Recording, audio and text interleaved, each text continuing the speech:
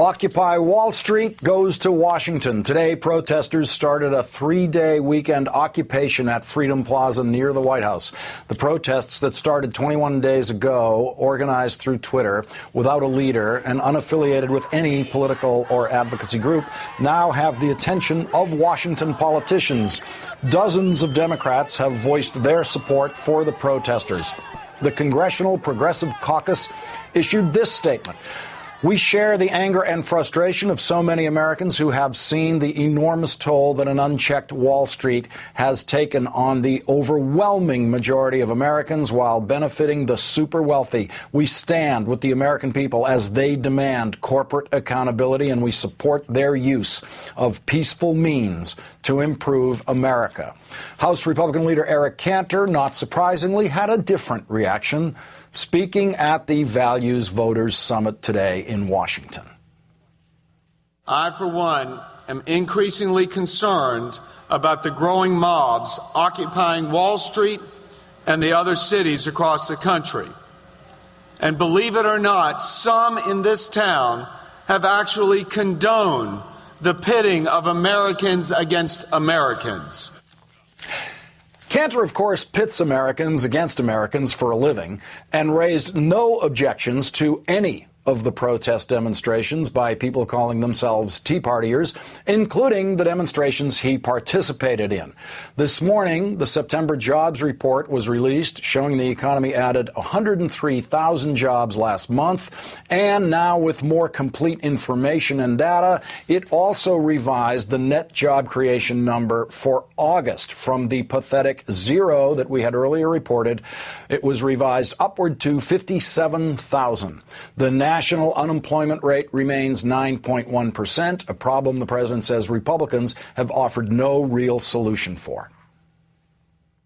Their big economic plan to put people back to work right now is to roll back financial protections, eliminate the EPA. I mean, here's a good question. Here's a little homework assignment for folks. Go ask the Republicans what their jobs plan is if they're opposed to the American Jobs Act, and have it scored, have it assessed by the same independent economists that assessed our jobs plan. I'll be interested in the answer.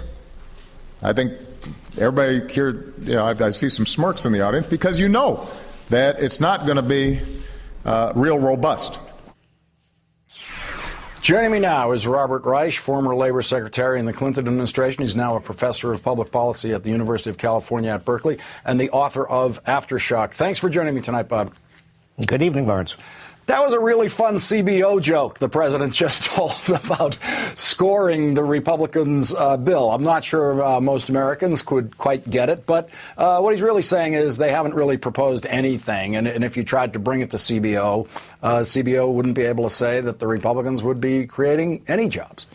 Exactly. I mean, the Republicans' idea about creating jobs is basically shrink government. And somehow, by shrinking government, you get more jobs.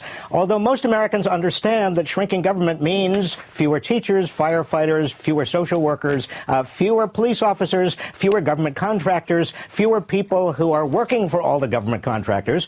So it's hard to imagine how, by any scoring or any logic, it is possible to understand how shrinking government is going to create jobs.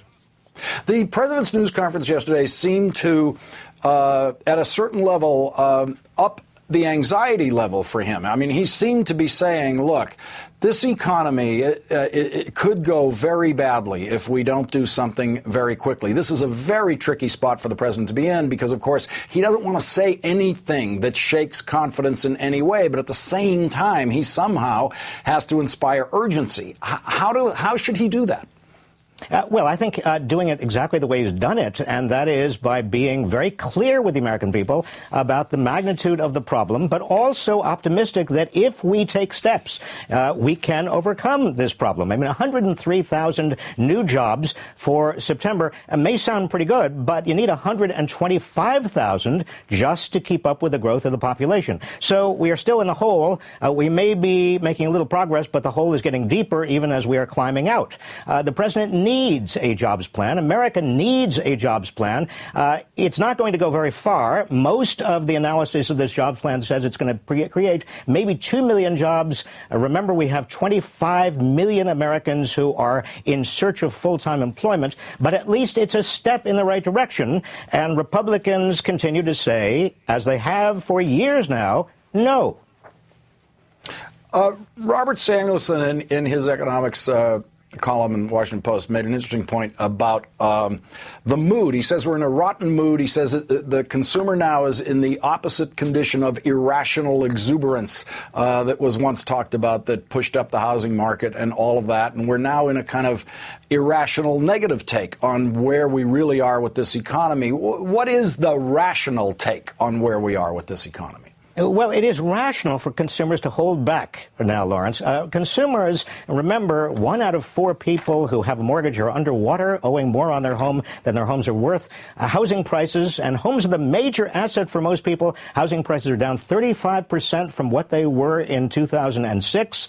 And people are worried about losing their jobs if they haven't lost them already. And plus, the median wage and family income continue to decline, adjusted for inflation. Well, it is completely rational under these circumstances for people to hold back, to save, to try to scrimp, to remove and reduce discretionary spending.